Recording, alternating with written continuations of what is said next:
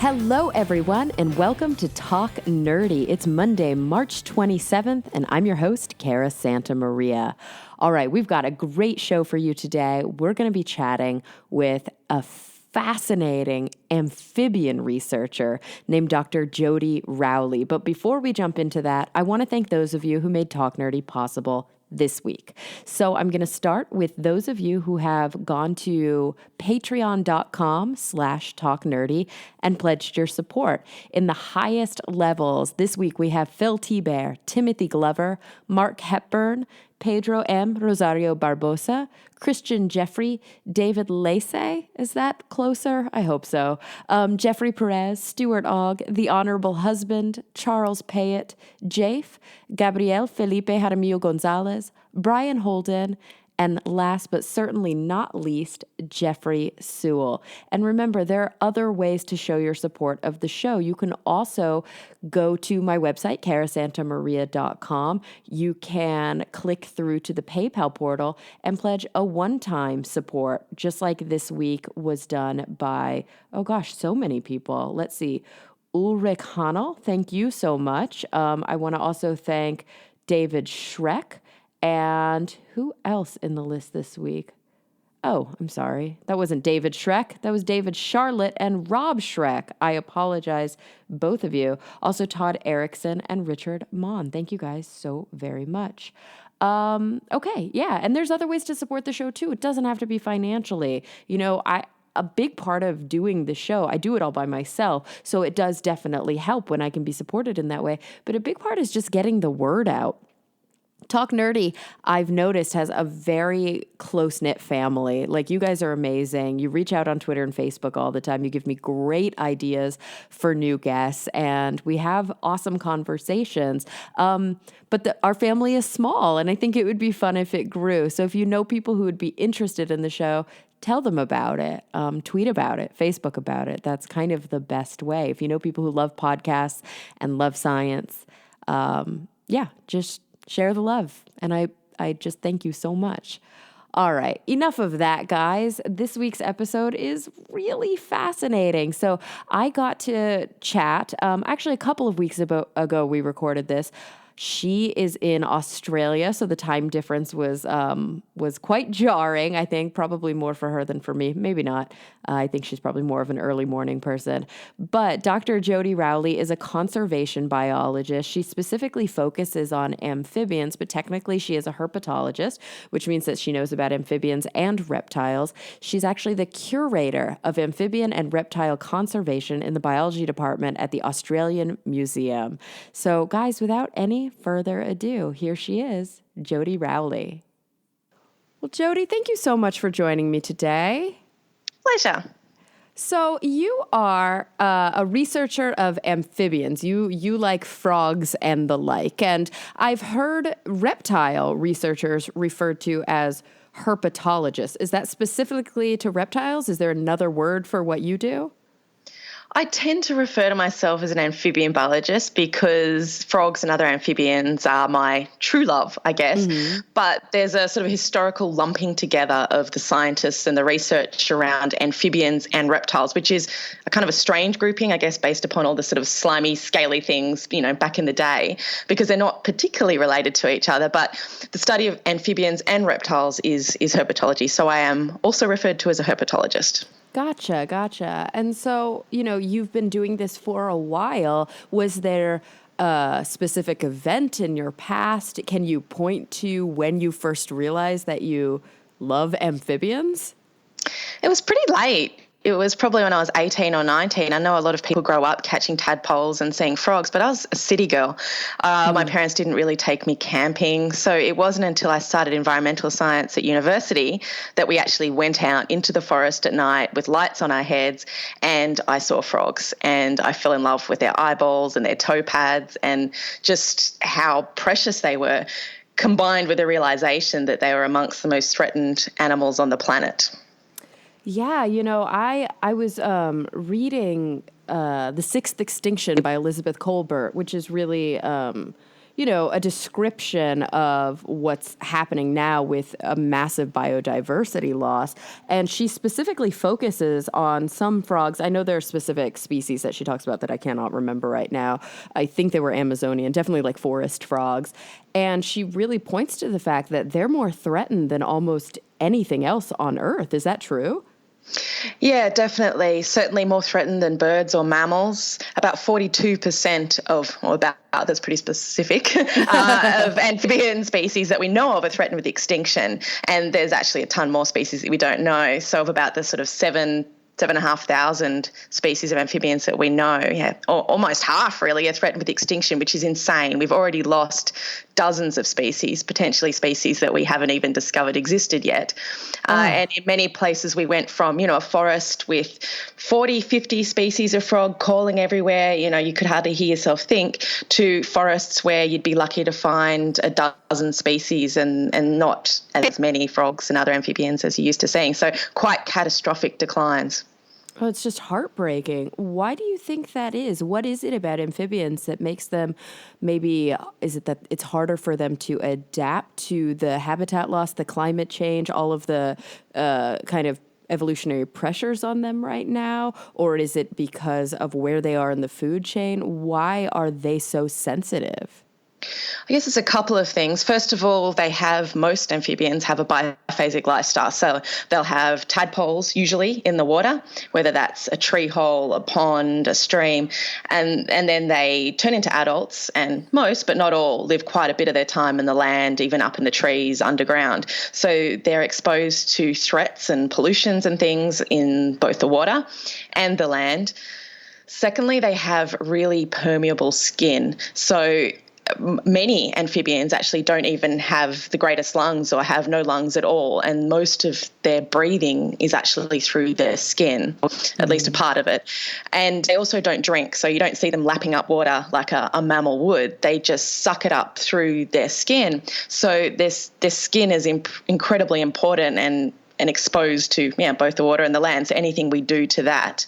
They're also really sensitive to water loss, so that when we change the sort of, dam up a stream, then things dry out, then they can suffer the consequences. And a lot of them have these reliance on two separate habitats, whether it's the forest to hide out in the winter, and then it's they move on to the pond in the summer. So they're really sensitive, and also their body temperature is exactly pretty much whatever temperature's around them. So if things get really warm, then they also get really warm, and everything kind of follows on from that. So with climate change, amphibians are already breeding earlier in some places, and that means their tadpoles are in the ponds and streams at different times of year. So there's a lot of, I guess it's a bit of a perfect storm. They're really sensitive to habitat loss. Many of them have really specific requirements about what kind of place they breed in as well. So little changes can have really big impacts.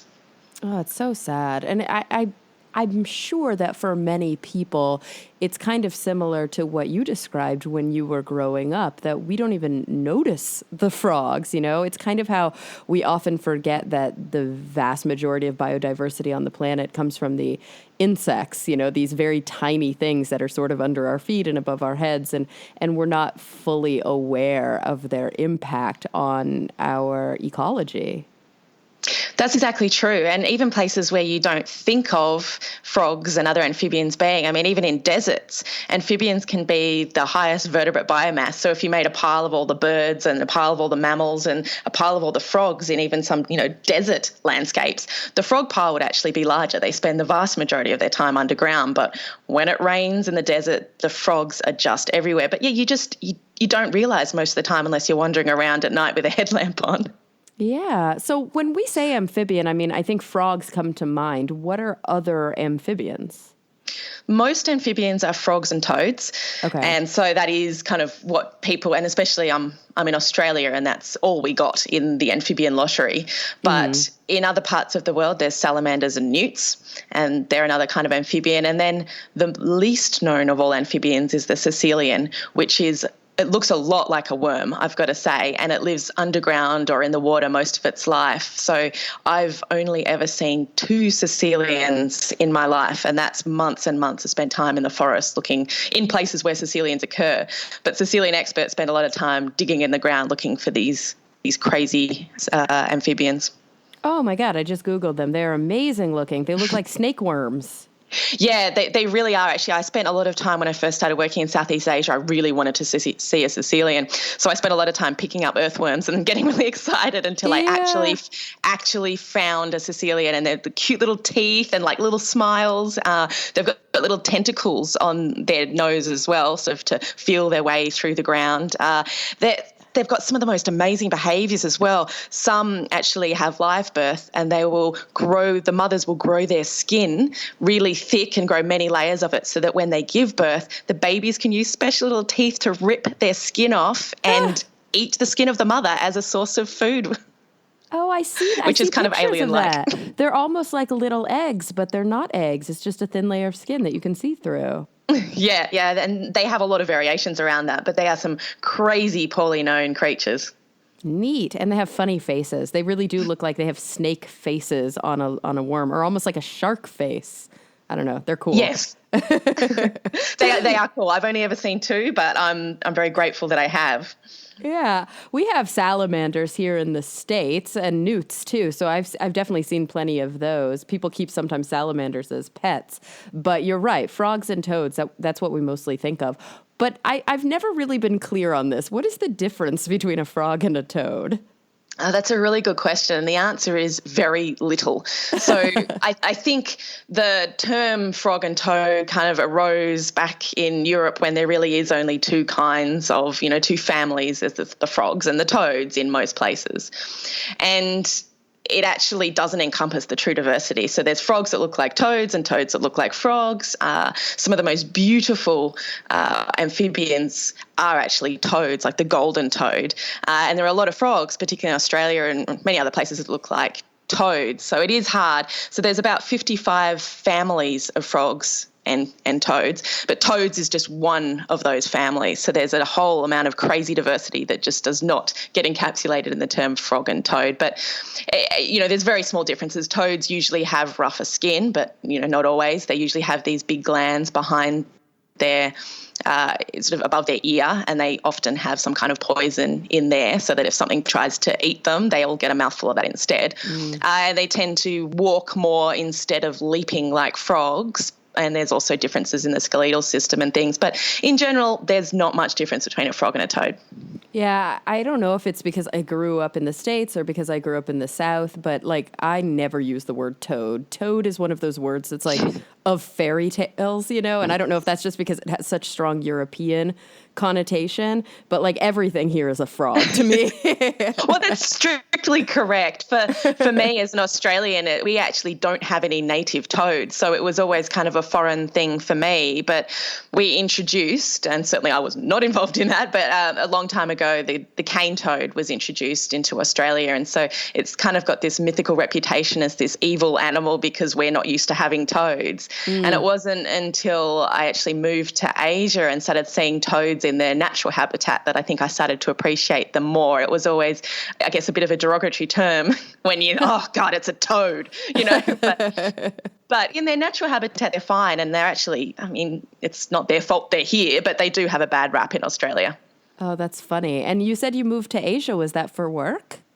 Yeah, so after my PhD, which was in tropical North Queensland in the rainforest, and I was stalking frogs, I decided I could make the most difference in Southeast Asia, because around about the time I was finishing my PhD, there was a global amphibian assessment that was published, which was the first kind of global look at all of the amphibians that we knew of at the time and how we're doing. And that's the first time we really realised how much trouble amphibians were in.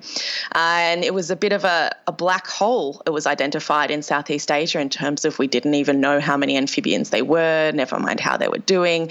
And so I packed my bags and moved to Cambodia, and I still do work over there, but I lived there for about 2 years solidly, conducting expeditions in search of amphibians. Oh, wow. That must have been fascinating, incredible, and also a major culture shock. Yeah, it It was in a lot of respects, but it was an amazing experience, and I just love working in that part of the world. It was, I suppose, definitely a leap. I did a lot of pretty hard field work during my PhD in the wet tropics, so it was a good experience at spending a lot of time tromping up and down streams with stinging, insects, and wait a while, which is this palm with little like fish hooks on it, so that when it's called wait a while because when you get hooked onto it, you have to wait a while you take the hooks off you. I think so. That was good prep, but it didn't quite prepare me for. I guess it did a good job, but it wasn't 100%. It was a lot more difficult doing these slogs. I mean, our purpose was to get into these remote forests, to climb up mountains, and I'm scared of heights, so that was not the thing that my parents thought that I would be doing. Climb up mountains looking for new species of frog, looking for poorly known frogs, trying to get as much information as we can about how many species there are, where they occur, and which ones need the most conservation, which species and which habitats have the most amphibians, and which areas are the most critical to protect. Yeah. Did you always expect that your research would be so applied, that you would be doing so much conservation biology and so much ecology? Did you start out with that interest and intention when you dove into amphibian research, or were you more of kind of a basic researcher? I guess the reason that I apart from the eyeballs and the toe pads, that I fell in love with amphibians was because I felt like they needed my help. And that sounds completely corny. I think they need everyone's help because they're in a lot of trouble. And I guess the ultimate aim of everything that I do is conservation, but there is a lot of pure research in there. My PhD focused a lot on why some frog species were declining from a disease and some weren't. So it's always with the end goal of trying to conserve and make sure that when our grandchildren and our grandchildren's grandchildren go into a stream or a pond at night, they can hear frogs calling still, and they can be greeted with the same kind of amazing sounds that we are today. Absolutely.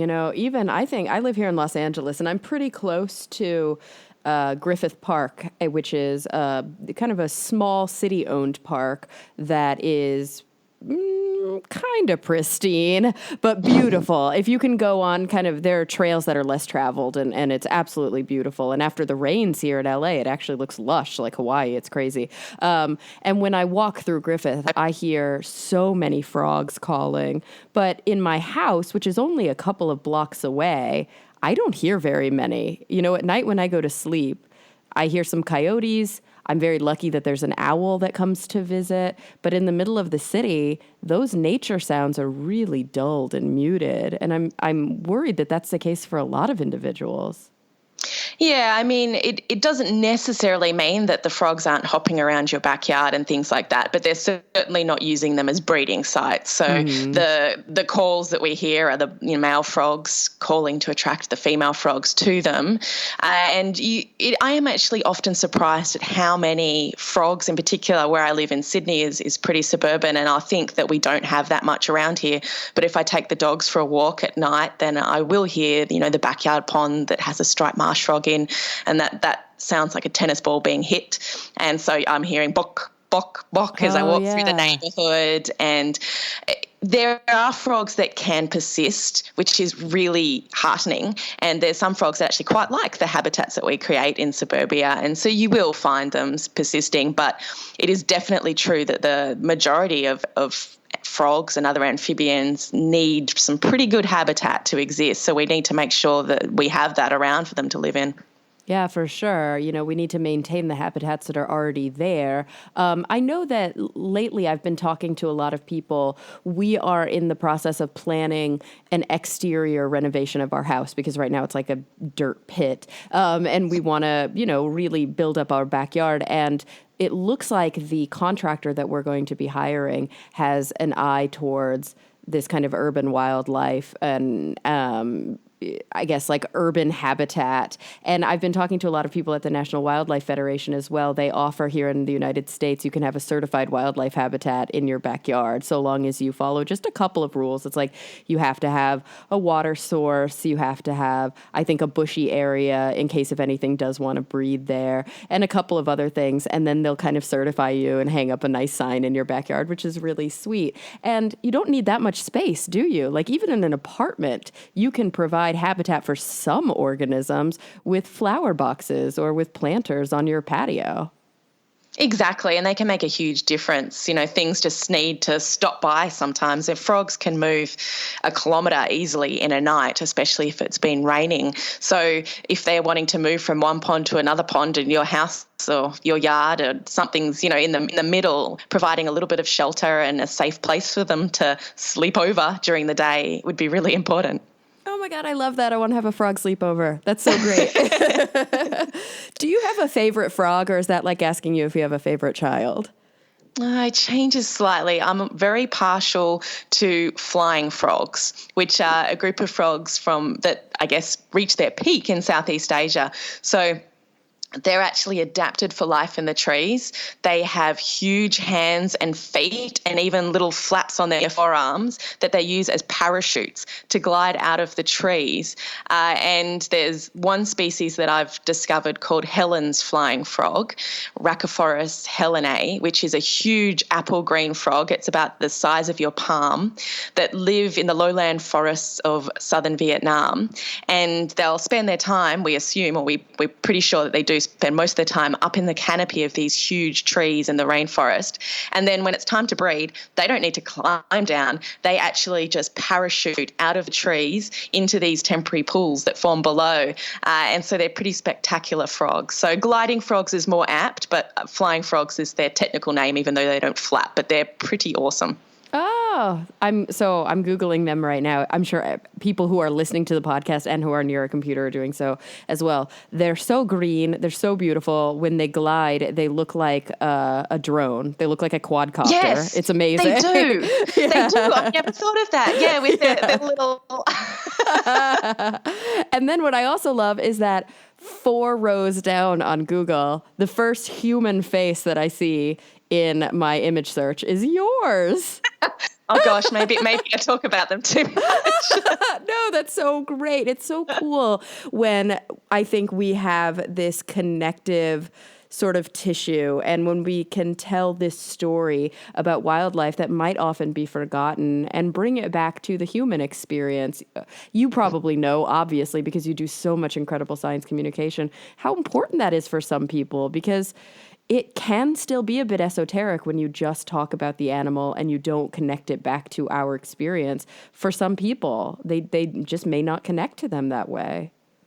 Yeah, I mean, if as a kid I just didn't get the opportunities to connect to it, and honestly, I didn't watch a lot of nature documentaries or anything like that, and it wasn't until I actually fell in love with the creatures that real sort of passion, came up in me. And now, along with my passion for amphibians and biodiversity conservation in general, I have a real passion for, I guess, trying to convince or trying to inspire or just bring these amazing creatures that I've seen in the forests of Australia and the forests of Southeast Asia, and let people know that they exist and that they're out there, and that we're at a time in our lives and time in history where we can make a difference. But it's a very pivotal point, and if we let it go too long, we're going to lose these awesome flying frogs that are, flying out of the trees at night. And many people won't even know what they've lost. So it is kind of my mission to I take a lot of photos of frogs. I just try and convince everyone, because I think it's totally true that just amphibians are an amazing, amazing group of animals, and we can make a difference. Absolutely. And we've already lost many of them, haven't we? Like you made the point, not even knowing what we've lost. It's impossible to say how many we've lost that we had never discovered, obviously. But of the amphibians that were documented and studied, we've already lost a lot of them. Even when I looked up the golden toad, are they just incredibly threatened, or are they actually extinct in the wild? They're actually extinct. So there's a lot of, or at least we believe they are extinct, and people have really spent time looking for those frogs. There's a lot of other frogs that people aren't sure if they're extinct or not, but certainly, we've lost hundreds of species that we know of, and there's probably others. I work on a group of very small leaf litter frogs in Southeast Asia, and they sound like crickets, and they live in the dry leaves on the rainforest floor, and so it involves a lot of my time on my hands and knees looking for these tiny, half an inch or less frogs on the ground. And we've actually discovered they were sort of before just, oh, okay, it's a leaf litter frog. But when you actually look at them really closely, you see differences in the colour of their eyes and the patterns on them, differences in the calls that they make. They all more or less sound like crickets, but different crickets. And looking at their DNA, we've realised there's a lot more species than we thought. And looking at that in every single sort of drainage basin and watershed, it seems that there's a different species because they can't get over these windy, dry ridges on the mountains. So it ends up being sort of restricted to these little drainage basins. And when we've looked at all the habitat and what's remaining, we've realised that there's some places where there's less than 1% evergreen forest left in the entire drainage basin. And so the chances are there was a frog there, there was a whole species, but we probably will never find it, and it's probably gone extinct, which is terrifying. And I think that that's probably the case for many, many animals on the planet. I'm wondering how you respond when you hear cynical comments about extinction. I just recently had an experience this week where I posted, what happened with the rhinoceros in the French zoo, which was actually murdered by poachers in the zoo, which is crazy, and had its horn removed. And so I posted an article about that, and on Facebook, I had a couple of people, the vast majority of responders were individuals saying, oh my God, that's horrifying. I can't believe this happened.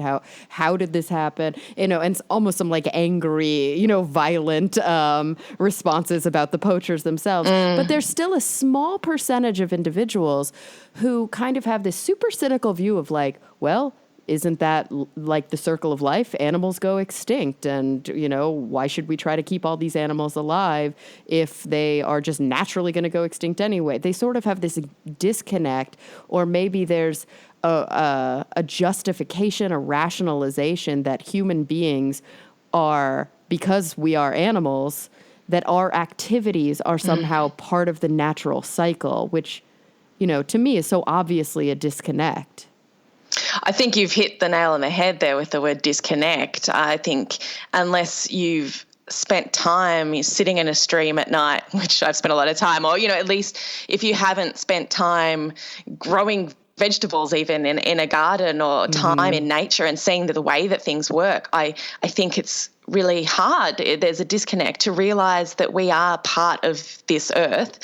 When we're sitting inside on our couch watching television or on the internet, you are in, many ways very disconnected from the real world. And I find I do get very disconnected as well. And it's not until, I'm heading off again looking for a frog next week, and I'll be spending a week, without television, without, all the other things that are associated with cities. And I think in those times you do realise that you're a pretty small part of this planet, and that we do rely on all the kind of things around us. I do get people, why do we care about one specific species of frog? I'm looking for a frog called the peppered tree frog now that hasn't been seen since 1974. And everyone's like, why are you bothering? Why does it matter that we've lost one frog? And aside from the fact that I really do believe it's an important part of our biodiversity, it's an important part of our culture as well. These frogs had been around for a long time in different places. But I think people just don't realise all the knock-on effects that losing one species of frog has on the whole ecosystem, particularly if we don't know what roles these animals fill. Yeah. It's almost like there's this weird juxtaposition. I want to see if I can explain it, because I'm not sure I've sorted it out in my head, where Yes, we are animals. We are not any different than we are an ape, and it's very important that we always remember that. I'm reading a book by Franz de Waal right now, The Bonobo and the Atheist, and it's just hit over my head over and over how similar we are to bonobos and how they have so many similar mental processes and experiences as we do. So it's always important, I think, to remember that we are just one of the, millions of species on the planet, but at the same time, because of our tool use and our technology, we affect biodiversity, we affect ecosystems in a way that's so much more drastic than any other species is capable of. And that we have to shepherd this planet because that gives us a special responsibility. We don't, just because we are equal in the sense of being an animal, we are not equal in the effects that this species has had on the planet. And I feel like people forget that. Yeah, I think you're absolutely right. And I think that we have a responsibility to curtail what we're doing to manage the ecosystems and the planet that we live on, not only for the wildlife, the biodiversity, but to sustain ourselves. We're going headlong into in a non-reversible situation, and we've got to stop that, definitely. Yeah. I'm looking at your website, and I'm so taken aback by how much you managed to accomplish. I'm always really impressed by full-time scientists who also do an incredible amount of outreach. I'm a science communicator full time. So I feel like my job is to sort of bridge the gap between the scientists who don't do any outreach and sort of the people who only do outreach but maybe don't have as much of a scientific background. But I'm always so excited when I meet scientists who, I'm looking at your publications list and it's like through the roof. So you're like obviously actively working, actively publishing all of the time, going out into the field. Yet you are, I want to see if I get your position correct. You are, you're a staffer, right? A curator of amphibian and reptile conservation biology at the Australian Museum, which allows you to do all this amazing outreach. How do you find the time for all of it?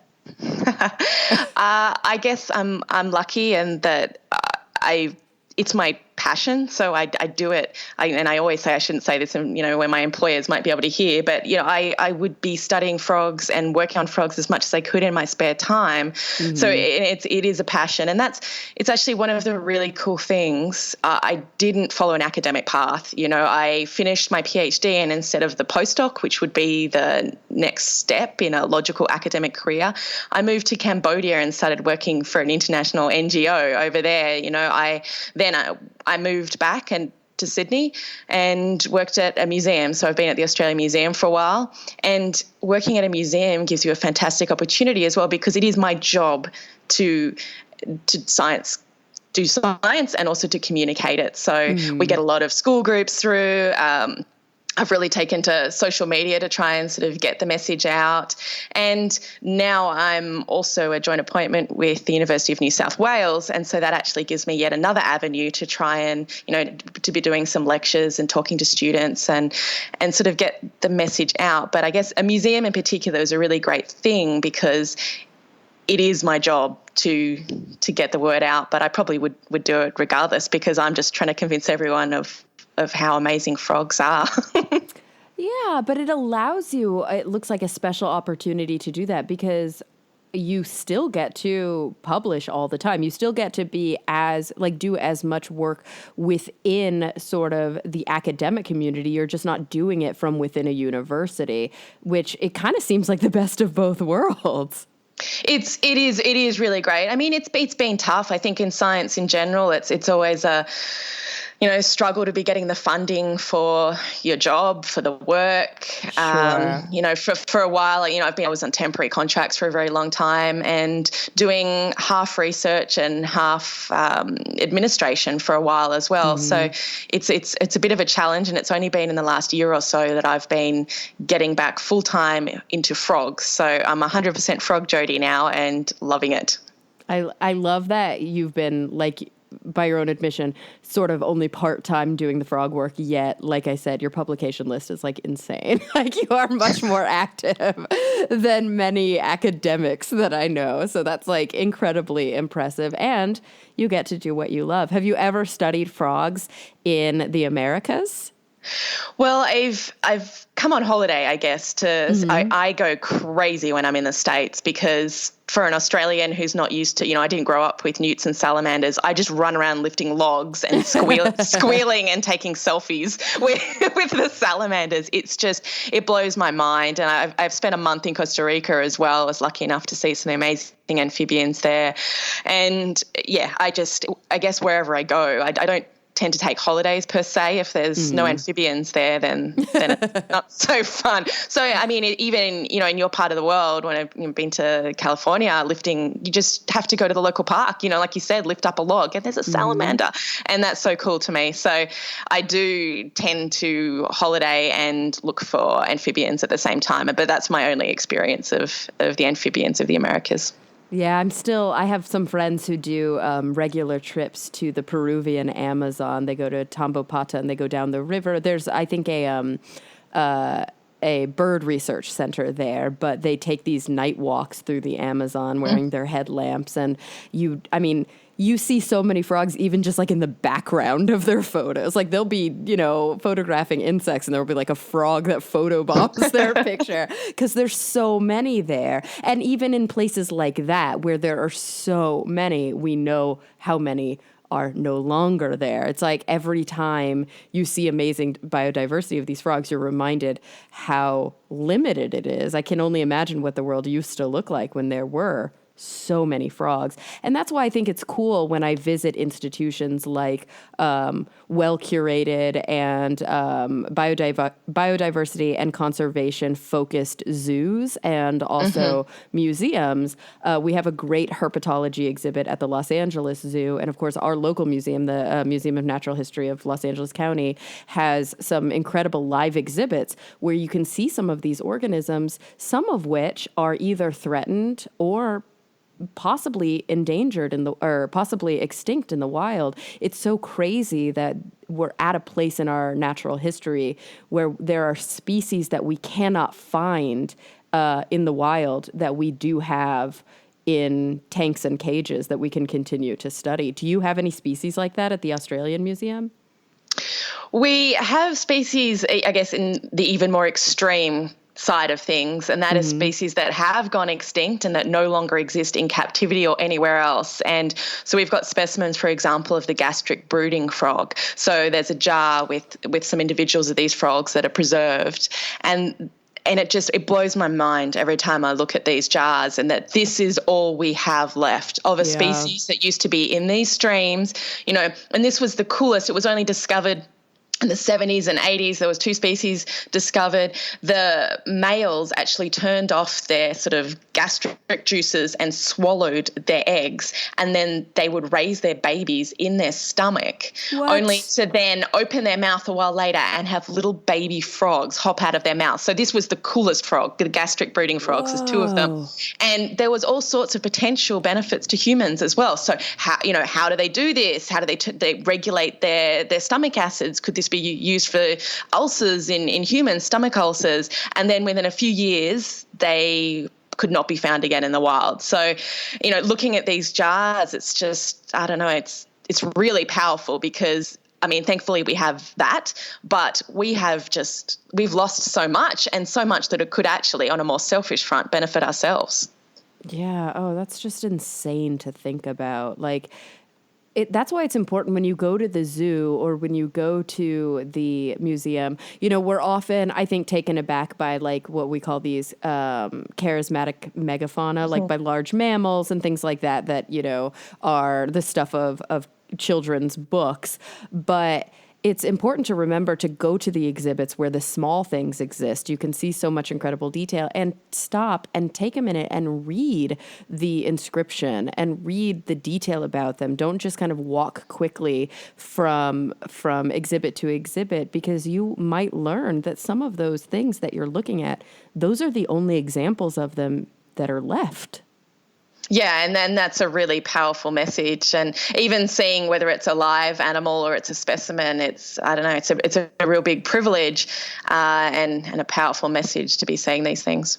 Absolutely, absolutely. There's a bird exhibit at the Natural History Museum here, and I remember walking by, and of course they have a carrier pigeon, and just stopping and being like, that doesn't exist anymore. This is a relic now. Like it brings up a lot of emotions that I think are important to experience, to sit there and deal with those emotions and come to terms with them. I couldn't agree more. And I mean, you used to going to these, museums in particular and seeing like dinosaurs and they're extinct and that's fine. But when, you realize how much we've lost of things in the last 100 years, even, I mean, Australia has the highest sort of small to medium mammal extinction rate in the world. And we've got cabinets at the Australian Museum that are these precious cabinets of extinct mammals. It's horrible, open them up and there's just all these animals that, specimens, skins and things that were collected very early on that were driven to extinction not that long after. Mm-hmm. Yeah, especially some of these things are happening during our lifetime, which means that likely our actions are contributing to this. This is not something that like our parents did or our grandparents did. Like we are doing this in many ways, and we can be making lifestyle changes that help, like we said, shepherd and encourage these organisms to flourish. The good news is that there are actually positive examples of specific species or specific situations in which the conservation efforts that we as human beings have done have worked, that we're seeing species bounce back, or we've been able to save species that were on the brink. Are there good examples of that in the amphibian world? Yeah, there are definitely examples of that. There's a frog in Australia, the Curator frog, which is about 1/2 inch and bright yellow and black and looks almost like some kind of candy. It's the most beautiful little frog that lives on the tops of mountains. That would almost certainly, or I would probably say certainly, be extinct if it wasn't for the work that people have been doing to set up little sort of fences to stop other frogs from getting in and things like that. And there are real species that are bouncing back as well, potentially not just from our own actions, but just from getting time when frogs have been impacted by disease, where now it is amazing the ability of nature to bounce back. So previously it's been very, very hard for the last 20 years or so to see these frogs in the wild. In the last few years, they seem to be coming back. And I've been lucky enough a couple of months ago to be in the field, and frogs that were previously nearly impossible to find are just everywhere. So things can, if we give them a chance, if we give them room, if we give them a little bit of a helping hand, and if we stop doing the things that are affecting them in the first place, nature has an amazing ability to bounce back as long as you give it some room and don't knock it too much. Sure, yeah. Is this a hard question to answer if I were to ask just how many species of frogs and toads are there? There's about 7,500 known. And okay. I'd say it's probably more like 10,000 or so. So every year, at least, usually around 100 species of amphibian are discovered. And that can be from the remote forests or, in the middle of nowhere that takes 3 days by boat and 2 days hike up a mountain to find. And it can be also right in our backyards. So there was a species just a few years ago discovered from not that far from New York City. No way. That's so cool. Yeah, a lot of these frogs tend to be what we sort of call cryptic species, which for a long time we've been assuming it's just one species that occurs over a large area. And it's not until we pay attention, because frogs don't really care what each other looks like when it comes to breeding. But when we pay attention, we realise that, actually, they look a little bit different. Their DNA is really different, so they're definitely not breeding with each other. And the calls are different as well. So they won't get confused with who's who. It's just us clumsy humans not figuring out that there's actually more than one species there. Oh, that's so cool. And, people like just you guys who are listening to the podcast, and myself who, I have no expertise in amphibian research, we can be involved because like we've been talking about, just keeping your eyes open can really contribute to science in a strong citizen science way. Like if you don't have iNaturalist on your phone, I heavily recommend that you download that app. It's so cool. Do you use it? Yeah, definitely. And it is incredibly valuable. So it seems strange, but we don't know a lot about the distributions of even relatively common frogs because there's large parts of the country that, scientists haven't surveyed. There's people living in places that is very difficult to get to when it actually rains, particularly in Australia, because your car will just get bogged if you make a decision to drive out there at that time. So people living all over the world can make incredible, new discoveries, potentially new species, but certainly getting a better idea of what's where and in some cases what's breeding when and how things are changing over time.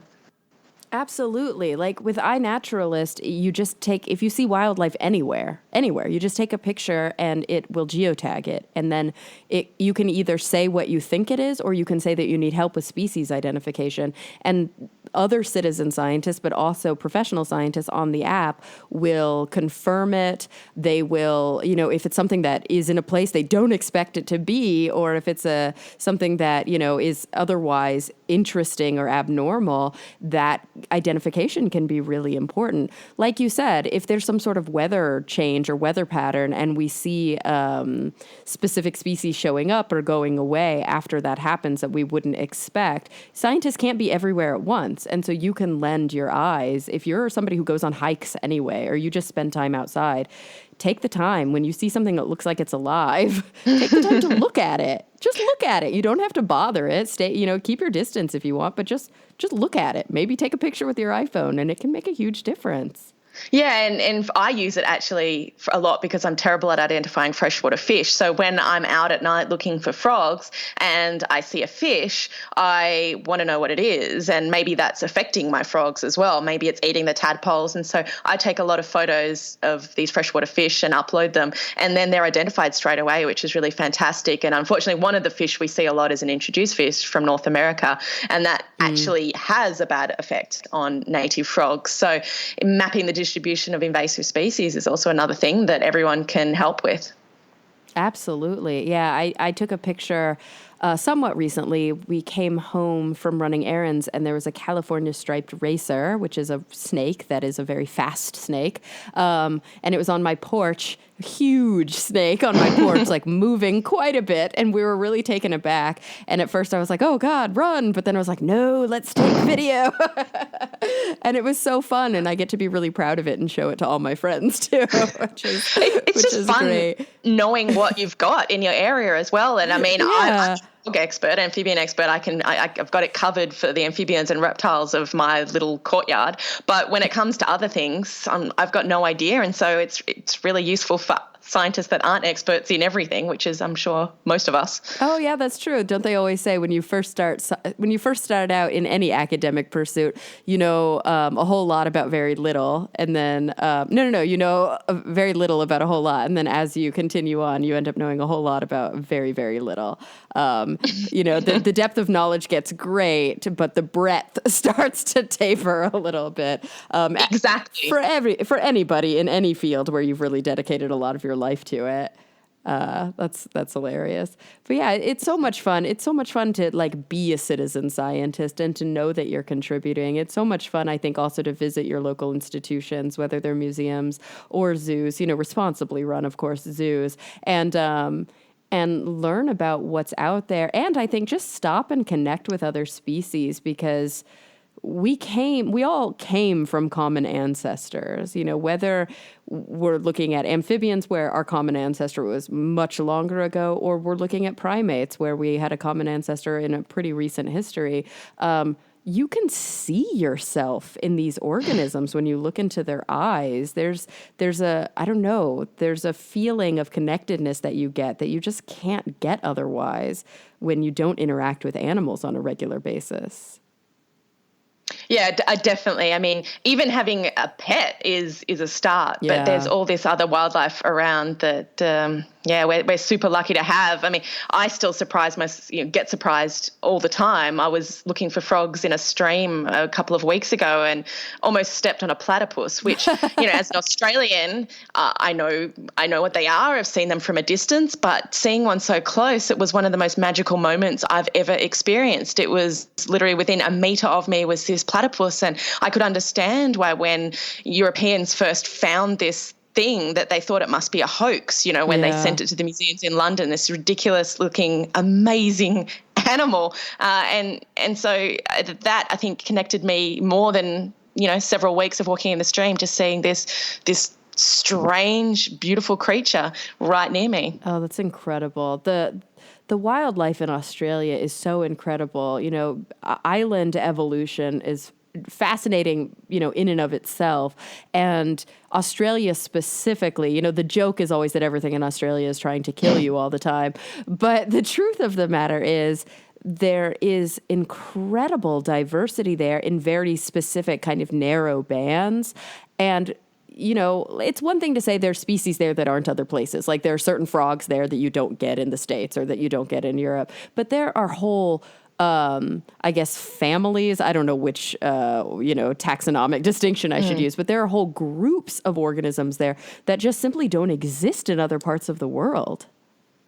Yeah, we've got some crazy stuff. I mean, certainly the echidna and the platypus stick out as mammals that lay eggs. What on earth, But the frogs have also done, crazy things. So we got a whole lot of tree frogs basically that came in from the north, and they've just gone, oh, okay, well, there's a lot of other habitat, and they've evolved to become burrowing frogs. So a lot of our tree frogs don't spend time in the tree. They actually spend a lot of time under the ground for, years at a time until it rains in the desert. So our frogs have done some very crazy stuff on this island. And that really does just reinforce the point that you made before, which is that life really can bounce back if you give it a chance. Like you can see organisms adapting to insane changes in their environment if they're given enough time and enough space to do so. Exactly. I love that. You mentioned before having pets can really connect you in a way that that you might not otherwise connect. I'm a big dog person. We were talking about this offline before we started recording. I'm a big dog person. I love my dog, and every time I'm away from home for a job, like if I'm shooting for a TV show or something, and I miss my dog so much, I become weirdly obsessed with any dog that anybody is walking. Like I need to get in its face and give it all the kisses, and people think I'm crazy, but I'm like, I really miss my dog. They're so important. But I also have friends who keep pets that I don't really understand. Like I have friends that keep hissing cockroaches and they love them and whatever. And I have friends that are really big into herp pets, into lizards and into frogs and things like that.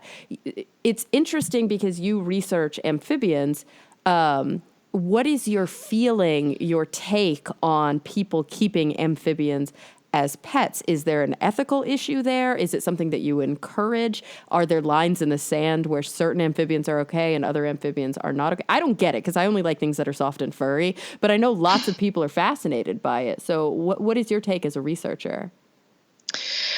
I think anything that can build a connection with nature, whether it's a dog, which is again my preference, or if it's an amphibian and reptile in a tank, if done responsibly and ethically, and I think that it's a fantastic idea. So I certainly negative aspects of the pet trade, and much of that is from people taking animals from the wild to supply the pet trade. So if there's captive animals that are captive bred that do well in captivity, and there are a lot of frogs that will do perfectly fine in captivity, and if given proper environments, big enough tanks, looked after well, then they're fantastic.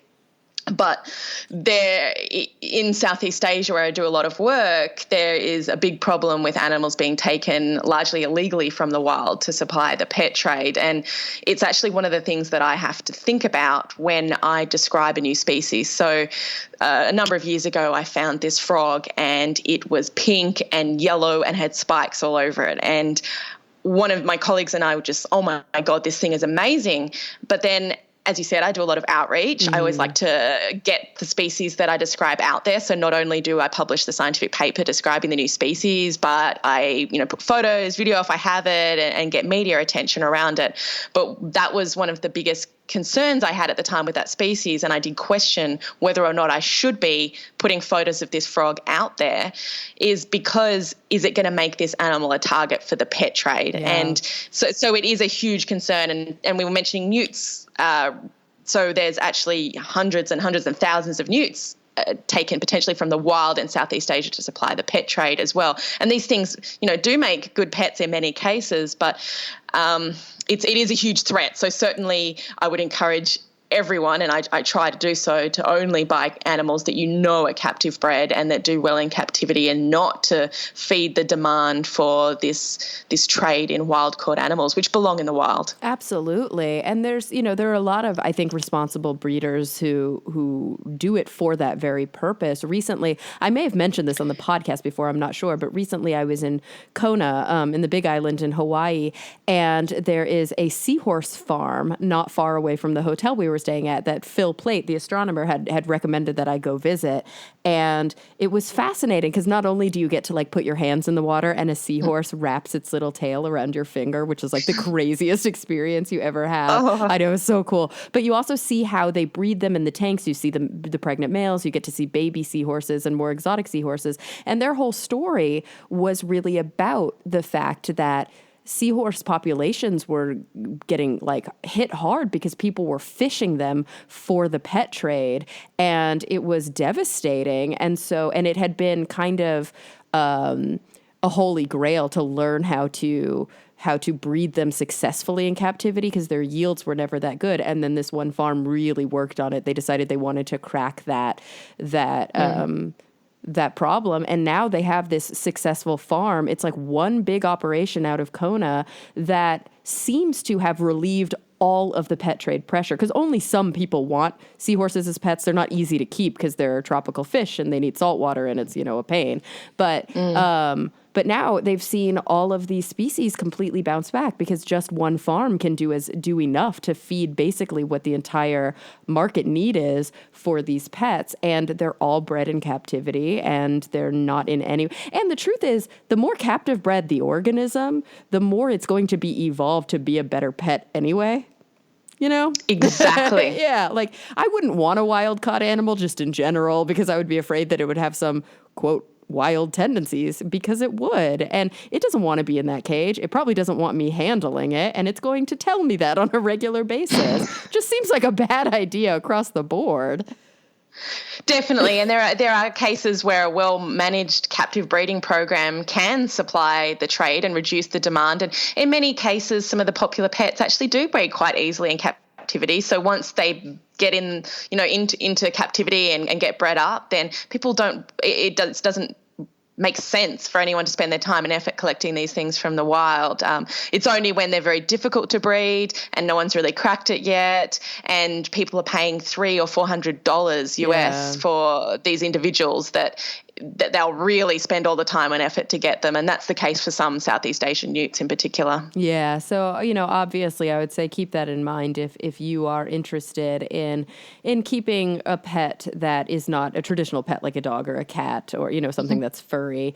Think about where it's coming from and make sure you trust the people you're talking to. And if it seems seedy at all, that's definitely not something that you're going to want to engage in, because not only could this have been illegally captured and contributing to this lack of biodiversity that we've been talking about, but also you might be ending up with an organism that's just going to die, or that's going to be difficult to keep anyway. It's probably not going to thrive in captivity if it's wild caught. And so it's, unless you're a real expert, so that's it. Just in general, it seems like a bad idea. If I wanted a new dog, which I would never, because Killer's going to live forever, but if I did, I wouldn't go get a coyote off the street.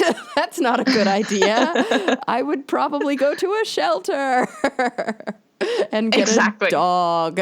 Yeah. So just in general, that's a good rule of thumb. And I'm glad that you were able to speak to that. What is your exhibit like at your museum? You do herpetology at your museum, and obviously you're out in the field a lot when you do your research, but you guys must have, you mentioned the frog in the jar, the extinct frog in the jar. You must have a curated kind of collection of different amphibians and reptiles. Are they all in one place? Are they spread throughout the museum? I've never been to the Australian Museum, so I want to know.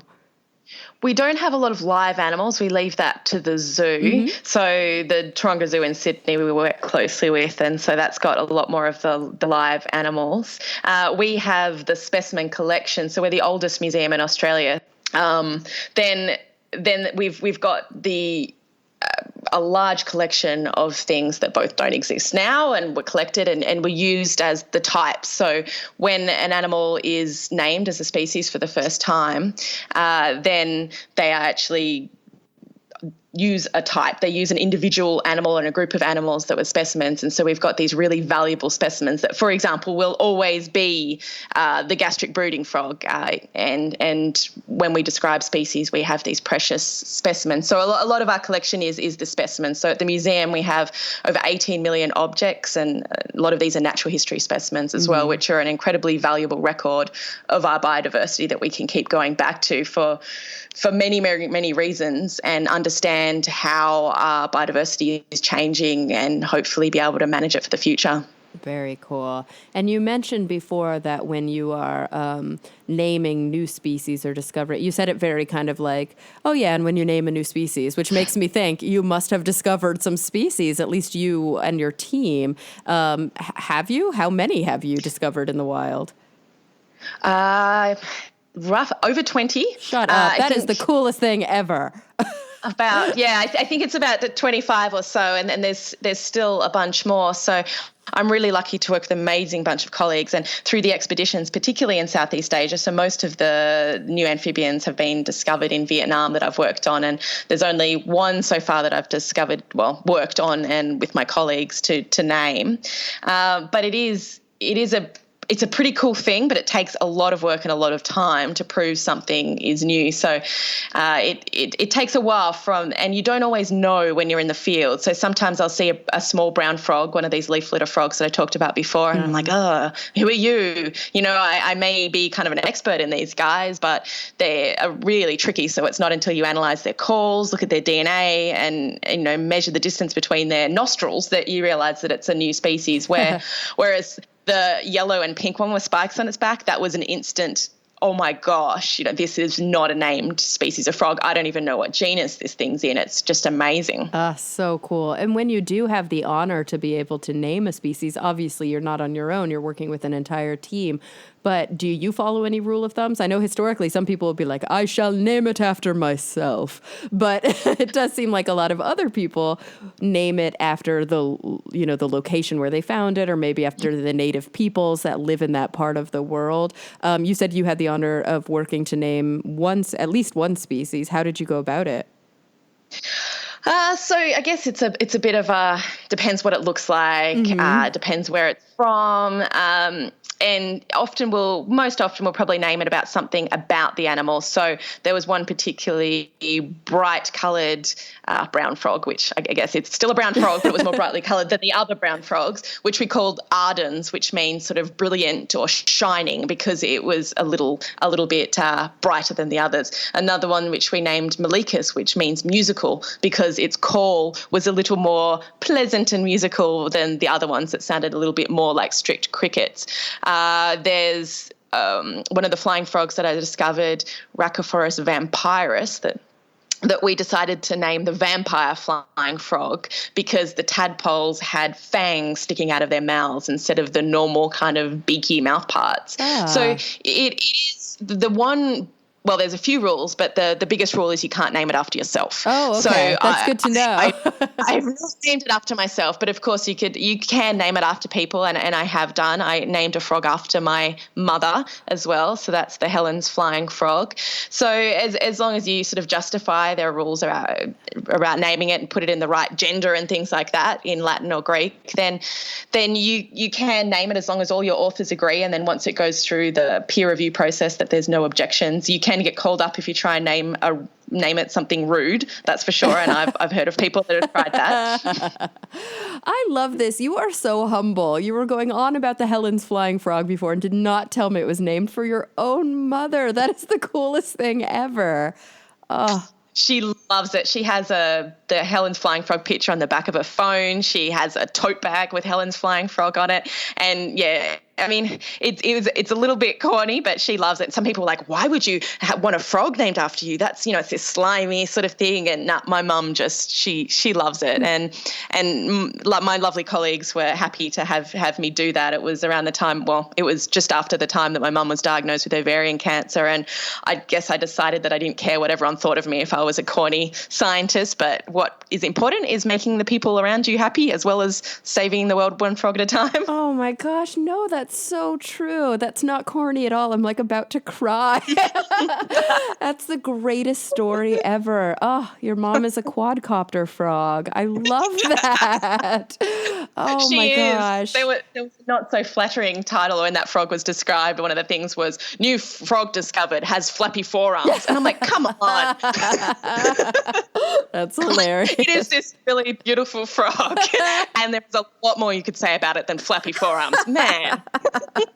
That's amazing. What a lovely story. Oh my gosh, that just warms my heart. Okay, well, Jodi, I've kept you for quite a while. And before we go, I would love to ask you the same two questions that I ask everybody who joins me on the podcast.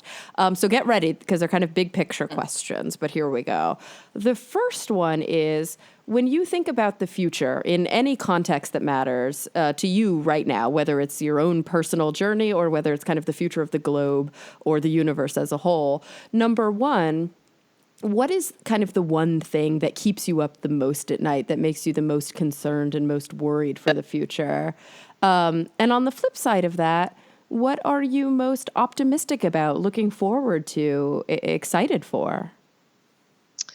Well, it's probably quite predictable based on our conversation over the last little while. But I guess the thing that I'm worried about most is that we're turning an irreversible corner, or we're about to turn an irreversible corner in terms of biodiversity loss, and the ability of the planet to support us as well as all the rest of the creatures on this earth. But in the same sense, what makes me optimistic is the fact that we are not yet, I don't believe, in the place of, no returns, that we are at this really amazing point in history where we can turn things around, and the nature has the ability to bounce back and the planet has the ability to heal. So if we can all get our acts together, all do a little bit, then I think we could be at one of the most exciting points in history of preventing something seriously bad from happening. Absolutely. Well, Jodi, it was such an honor to not sit down with you. Obviously, you're in Sydney and I'm in LA, but to chat with you today and to learn about your incredible research. And you are, of course, very active in science communication. I follow you on Twitter, and you are housed there at the Australian Museum. Will you let everybody know kind of the places where you are most easily reached if they want to say hello, or the places where they can follow you and your work to learn more? Certainly, Twitter's one of the best places. I do post a lot of frogs. So that's just at Jodi Rowley, JodiRowley. And on the museum website, I'm easily stalkable as well. So I'm sure if you Google Jodi and frogs, you'll find me. It's true, guys. Or if you just Google the frogs, you'll still find her. Well, like I said, it was an absolute honor. I learned so much. And thank you for joining me on the show today. Thank you so much for having me on. It was so much fun. Of course. And everybody listening, thank you for coming back week after week. I'm really looking forward to the next time we all get together to talk nerdy.